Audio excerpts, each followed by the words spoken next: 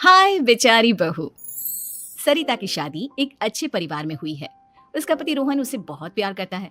घर में उसकी सास शांति और ननद मीनाक्षी भी है, जो सरिता के किसी काम में दखल अंदाजी नहीं करती। लेकिन फिर भी सरिता को ऐसा लगता है कि दुनिया की सबसे ज्यादा बेचारी बहू वही है और सबसे ज्यादा अत्याचार उसी पर हो रहा है। माँ जी, ये लीजिए आपकी चाय। अरे बहू, तूने इतनी ज्यादा चीनी क्यों डाल दी चाय में? हाय हाय माँ जी, मैंने तो उतनी ही मीठी बनाई है जितनी मीठी आपको पसंद है। माँ जी, आपको तो मेरे हाथ की चाय अच्छी ही नहीं लगती। जब देखो कुछ न कुछ कमी निकाल ही देती हो। अरे बहू, तू एक बात के पीछे ही पड़ जाती है। मैंने ऐसा कब कहा कि तू रोज चाय खराब बनाती है? सरिता अपने कमरे में चली जाती है और फोन उठाकर अपनी माँ से बात करती है। हेलो माँ, कैसी हो आप? क्या कर रही हो? मैं तो ठीक हूँ, पर तू बता, तेरा मूड कैसा है? तेरी आवाज से लग रहा है कि कुछ तो हुआ है तेरे ससुराल में।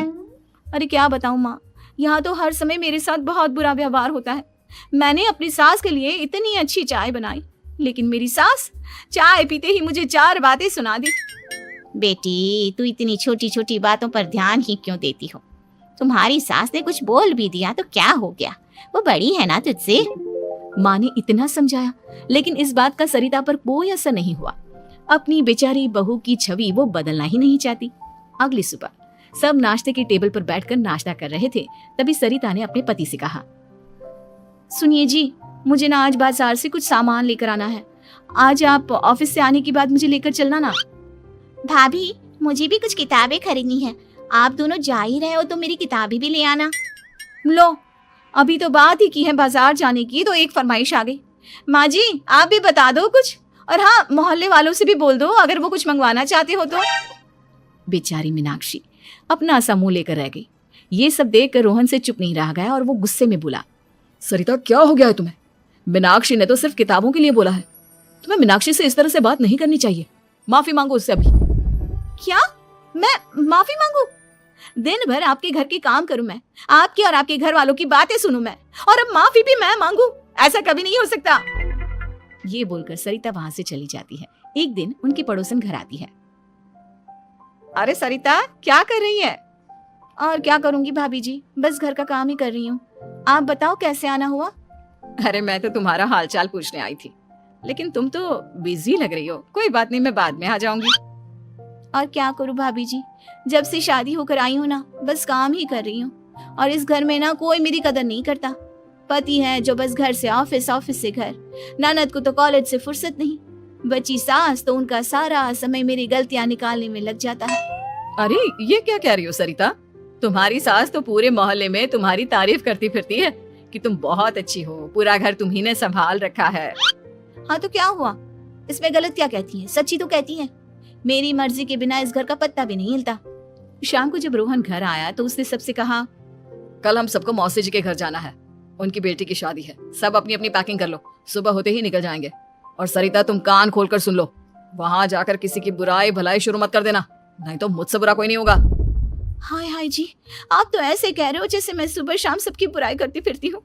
आज तक कोई कह नहीं सकता कि मैंने किसी की पीठ पीछे किसी के बारे में कोई बुरी बात बोली हो तो। अरे बस बहू, बात को और ज्यादा आगे मत बढ़ा। हमें सब पता है तो हमारे साथ क्या व्यवहार करती है।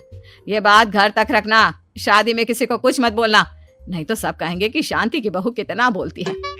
हाँ हाँ, सब कुछ तो मैं ही बोलती हूँ ना। आप लोग तो हर समय फूलों की बारिश करते रहते हो मेरे ऊपर।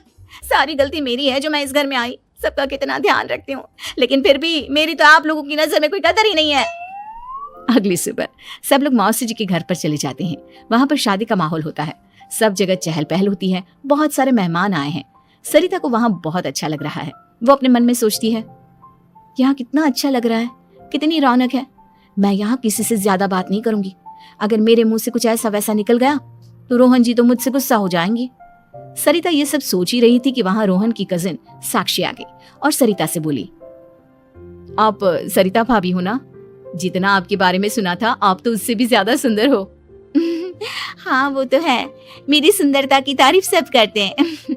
मेरे मायके में तो सब यही बोलते हैं कि रोहन जी की किस्मत बहुत अच्छी है जिन्हें मैं मिली। लेकिन आप कौन है? मैंने आपको पहचाना नहीं।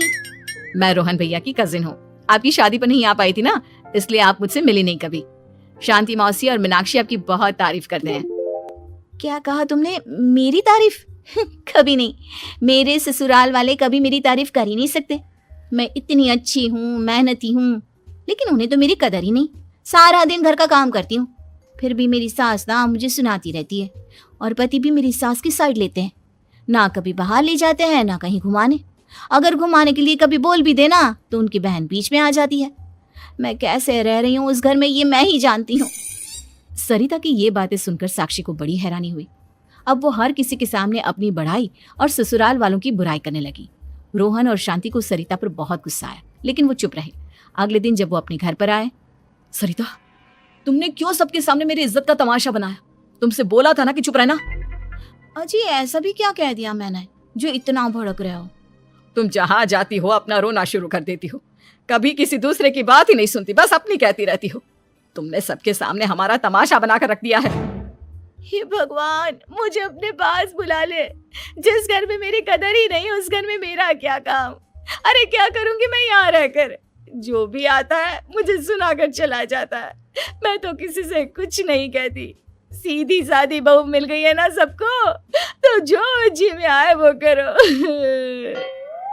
सरिता ने अपने आगे किसी को कुछ बोलने ही नहीं दिया, और उस दिन भी उसने सबके सामने खुद को बेचारी बना ही दिया।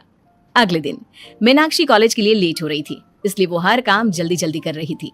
अपना नाश्ता लेने किचन में गई और पतीले में रखे गरम दूध को गिलास में डालने लगी। दूध का पतीला उसके हाथ से छूट गया और गरम गरम दूध उसके हाथ पर गिर गया। ओए माँ, हाय मेरा हाथ, माँ मेरा हाथ जल गया। मीनाक्षी की आवाज सुनकर सरिता दौड़ती हुई आई। ये क्या किया तुमने? तुम्हें नाश्ता चाहिए था तो मुझसे बोल देती, मैं क्या मना कर देती? अब पता नहीं कितने दिन की मुसीबत पाल ली तुमने। सरिता मीनाक्षी को उसके कमरे में ले गई और उसका बहुत ख्याल रखा। उसका इस तरह से ख्याल रखना शांति और रोहन को थोड़ा अजीब लगा। माँ, सरिता के दिमाग का भी कुछ पता नहीं। कल शादी में सबको इतना कुछ बोलकर आई है हमारे बारे में, और अब मीनाक्षी की कितनी अच्छी देखभाल कर रही है। ये ऐसा क्यों करती है? बेटा, तेरी बीवी की ना आदत हो गई है सबके सामने खुद को बेचारी दिखाने की, और आदत इतनी जल्दी नहीं बदलती। जब ये बोलना शुरू करती है तो रुकने का नाम ही नहीं लेती, इसलिए इसे पता ही नहीं चलता कि ये किसके सामने क्या बोली जा रही है। लेकिन दिल की बहुत अच्छी है। हमें भी अपना दिल बड़ा करके ये जैसी है इसे स्वीकार करना चाहिए।